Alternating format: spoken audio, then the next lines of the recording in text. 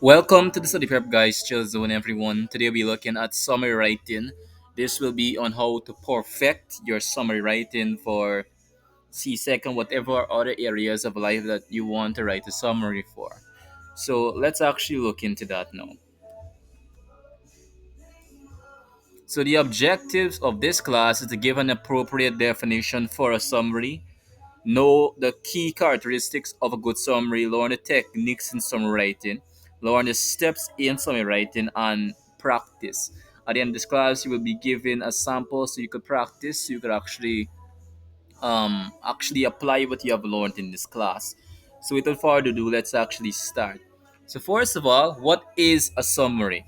A summary by definition is a shortened passage which retains the essential information of the original. It is a fairly brief restatement. It is just a restatement of it in your own words of the contents of the passage. So a summary is a shortened version of the text. It cannot be longer than the text. If it is longer than the text, that is not considered a summary. Something that you should notice that you simply report back what the writer has said without making value judgments, meaning that you do not put in your opinions. Your opinions are not deferred in a summary writing, meaning that you cannot include your own opinion. You're just restating what was said in the original text in a shorter manner and in your own words. You do not put in or include your own personal judgments. So let's look at some of the characteristics of a good summary because you can't really know if you're writing a good summary if you don't understand the key characteristics of what is a good summary. So first of all, it can be understood without reference to the original.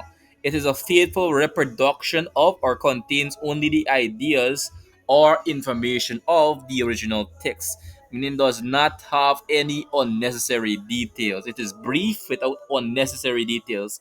It only includes what is needed, and it is readable, unified as a whole, meaning that you utilize connectives and it sounds coherent. It sounds like it makes sense. It is not disorganized. It is organized, meaning that it is within a process form. Within a process form, I mean that it is the words in it are flowing. They are making sense. So the first major technique in summary writing is paraphrasing. And to paraphrase means to completely and correctly express others people ideas in your own words. Like for example, if within the differentiation between if someone says, "Can you please close your mouth?" and someone then says, "Can you shut up?" Both the term "can you shut up" and "can you close your mouth" are basically the same thing.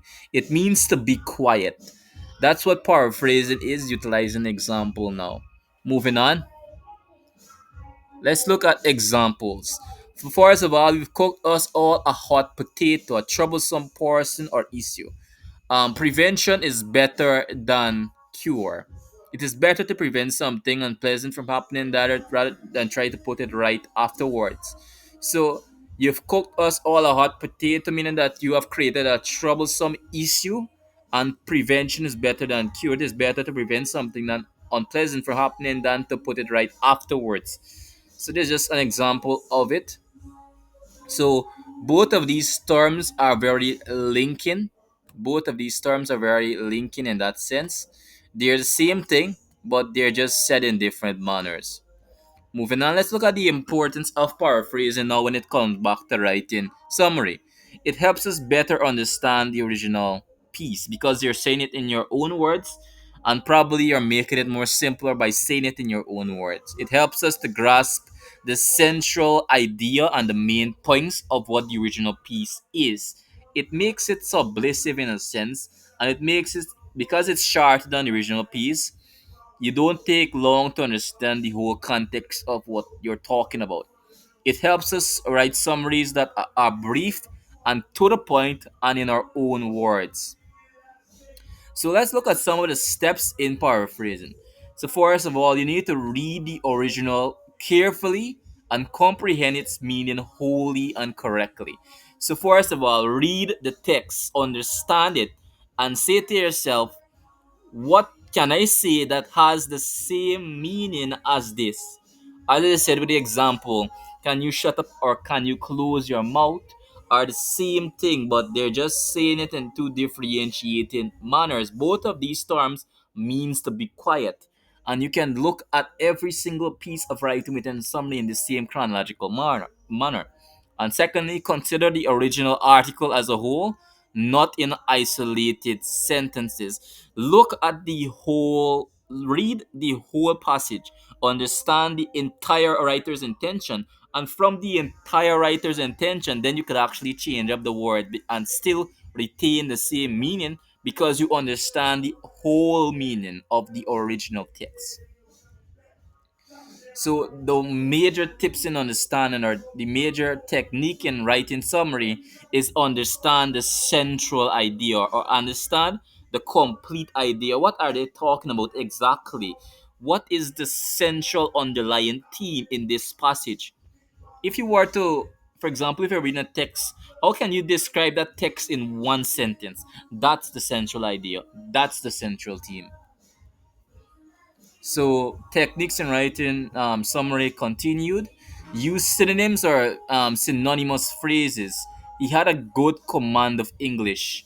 Instead of utilizing his whole sentence, you could actually just say he knew English well. And we utilize the word synonymous, we mean shortened version of the text. Change the structure of simple sentences. For example, my brother has an appreciation of modern art. Instead of saying that, since that is more longer, just said my brother appreciates modern art. You still retain the same meaning of the sentence, but it's more contracted, it's more synonymous, and it's more shorter in general. Turn complex sentences into simple sentences. For example, with the incentive of, like, for example, in this example, he received a welcome that was as cold as ice. Instead of saying that long sentence, just said he received an icy welcome. Icy meaning that he received a blunt, a harsh welcome. Both of these sentences means the same thing. This comes back down to paraphrasing also, guys. So combine the sentences. Hurry up. If you don't, you'll miss the train. Instead of saying that, just said hurry up or you'll miss the train. It's very synonymous, it's very short. So going on, find the topic sentences and making an outline, right?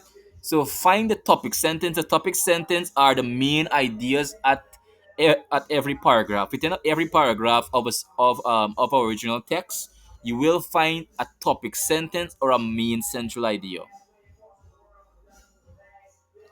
So let's actually get into the good part now, which is how to write a summary exactly. So first of all, um, so proper citation. This is one of the characteristics of what a proper summary is. So let's actually take a look at how to write a summary. So the first thing that you really do need to include or need to understand when writing a summary is a thesis statement. And a thesis statement is a summation of the author's intention. The topic or general subject matter of the text, the author's major assertion, comment, or position on the topic. For example, if there was an article, this is just a hypothetical situation. If there was an article on the influence of drugs, the author might start off the might start off his essay on drugs are dangerous to our youths in today's society. That's a thesis statement. In one sentence, I explain my position on this point of view on the dangers of drugs. And you could find the thesis statements usually at the beginning of a paragraph or at the middle or at the end of it. You could usually find it in these three assertions, and you could actually look at the thesis statement and get the gist of what the author's beliefs and where does he side in terms of the argumentation of the topic. So let's look at supporting ideas. So major support ideas, relationships among these ideas, no specifics, the author's purpose in writing, no personal opinions, ideas, and inferences. Another thing that you need to understand when writing a summary, I did retort this a couple of seconds ago, but we don't include our personal opinions. We just rewrite, we recite the personal opinions of the author, their idea, and their inferences. We don't put in our personal opinions. We take that out. We only retort what is needed or what is said in the original text. You don't include your opinions. You don't include your ideas. You don't include your inferences. All of that, you're just rephrasing and making short of the original text. So something that you really do need to avoid a lot is avoid direct quotation. Um, Grammar and structure of writing, avoid using direct rhetoric. Instead, use transitional words. So when you're writing a summary, it should be 1/4 to 1/3 of the original text. It should not be more than that. It should be only 1/4 to 1/3 of the original text. Nothing longer than that. So, finally, this is the most important part of this video, which is steps in writing a summary.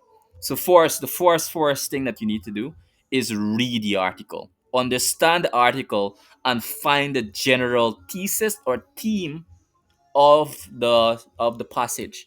And you need to really read the article. Don't only read it once, read it twice, just to make sure.